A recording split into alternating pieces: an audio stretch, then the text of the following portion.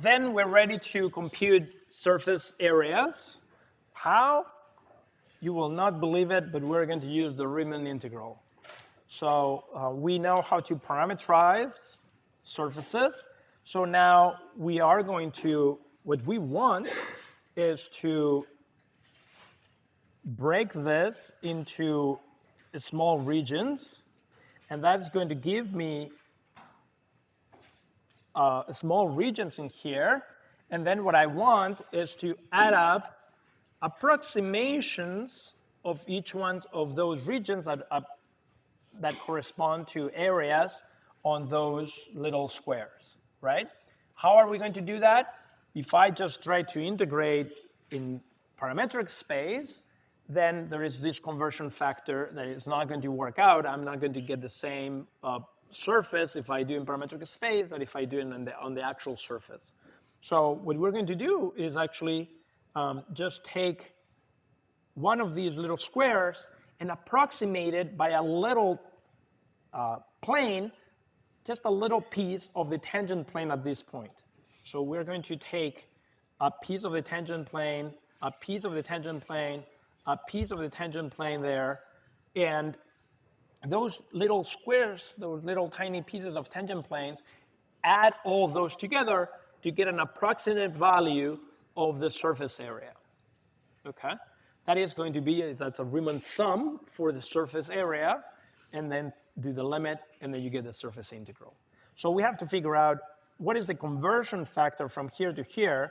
The conversion factor is the difference in area between this rectangle and the actual area of this little piece of a tangent plane. That is precisely what the formula does for you.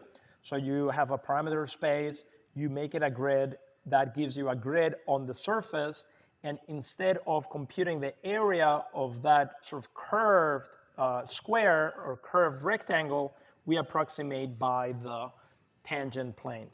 But this tangent plane, if it has these lengths, I know what those vectors are. I know the tangent vectors that have those lengths, and then compute the area of this parallelogram. But we know how to compute areas of a parallelogram in space with two directions.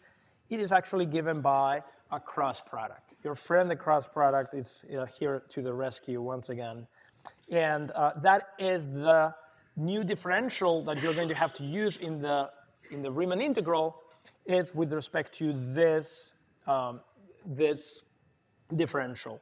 And then you can see that the conversion factor, we've talked about conversion factors in the past, in Jacobian, in integrals. The conversion factor here is the absolute value of the cross product of the two tangent directions, which corresponds to the area of that parallelogram in space. Okay? And so this is a Riemann sum for the surface area. And when you take the limit, you get the formula for the surface area on a region. So here is the formula that we're going to use to compute surface areas is the integral, the double integral of the length of the cross product dA, where RU and RV are those two tangent directions. So let's do this with a surface area that we know. So just to make sure that the math works. So what is the surface area of a cylinder of radius 2 and height 1?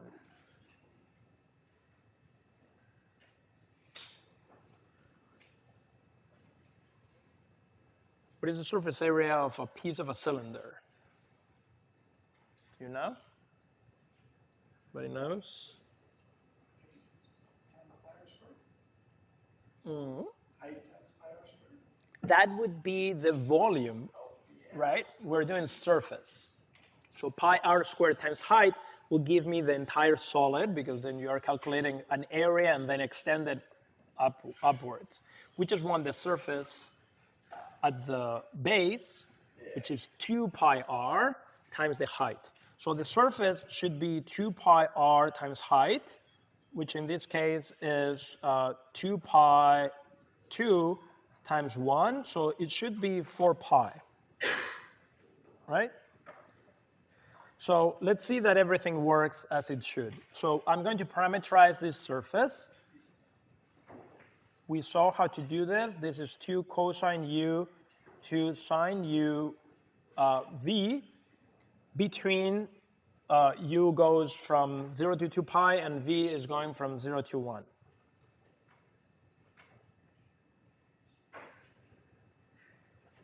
Okay. Now I need Ru and Rv. I need the partial derivatives. Partial with respect to u is minus 2 sine u, 2 cosine u, 0. And partial with respect to v is 0, 0, 1. Oh, one loves doing a cross product of things like this, because now I need to compute the cross product of these two. That's I, j, k minus 2 sine u, 2 cosine u, 0, and 0, 0, 1. There is a lot of zeros there, so when you do determinants, this becomes very easy. This is going to be 2 cosine u, comma, minus 2 sine u, so 2 sine u, and the k is actually just 0. Okay? That's fantastic, because now the length, which is going to be my conversion factor in the integration, the conversion factor is the length of this. This is the length of 2 cosine square u plus 4 cosine, 4 sine square u, which is 4 times 1, so it is 2. So the conversion factor is actually just constant in u and v. It's constant equal to 2. So now I can do my integral. The area, the surface area of this parameterization is going to be the integral of that region of the Ru cross Rv dA. So it is the integral.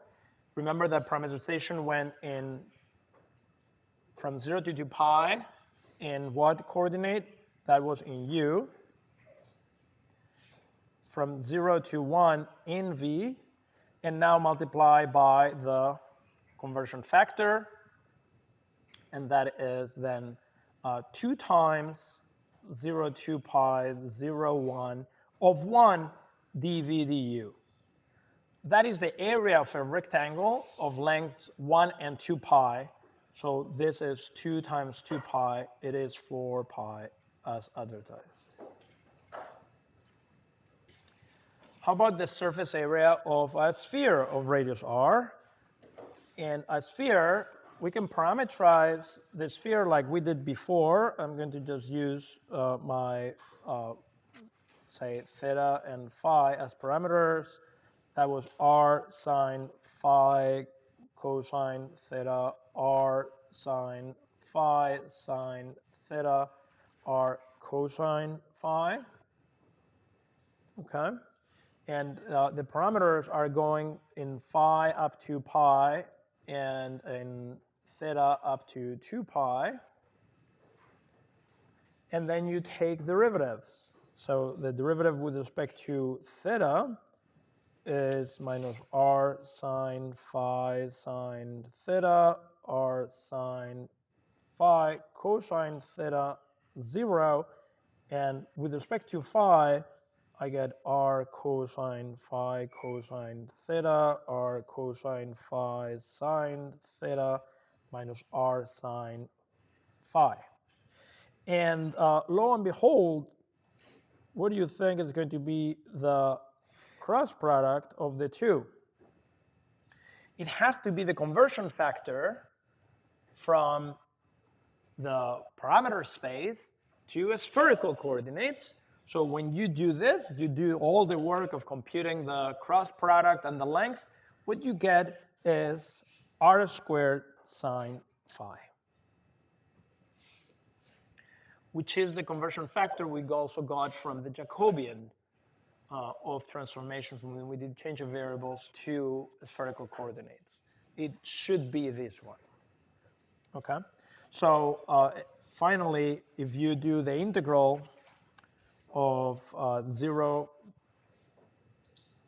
let me write the bounds, from 0 to 2 pi in theta, from 0 to pi in phi, and you integrate r squared sine phi, you get 4 pi r squared, which is the formula for the surface area of a sphere. By the way, remember, this is the formula for the volume of a sphere is 4/3 of pi r cubed, and the surface area, it's supposed to be the rate of change as the radius grows, the rate of change of volume. So if you take the derivative, you actually get the surface area. So it is right, 4 pi r squared is the right number. Okay, this is more theoretical, but it just works. So you can see here the calculation of the actual cross product and the length of the cross product. It comes out to be what it's supposed to be. Finally, I just wanted to see what happens if we have a surface area of a graph. So if it's a graph of a function, how do you compute surface area? Here, things get a little easier to compute because, well, you have a parameterization. The parameterizations are UVF of UV. So the parameterization with respect to u will be 1, 0, partial of f with respect to u. The partial with respect to v will be 0, 1, partial with respect to v. And if you compute what this is supposed to be, what you get is that the area is the integral, so the conversion factor is 1 plus the partial with respect to x squared plus the partial with respect to, or with respect to u, with respect to v squared du dv.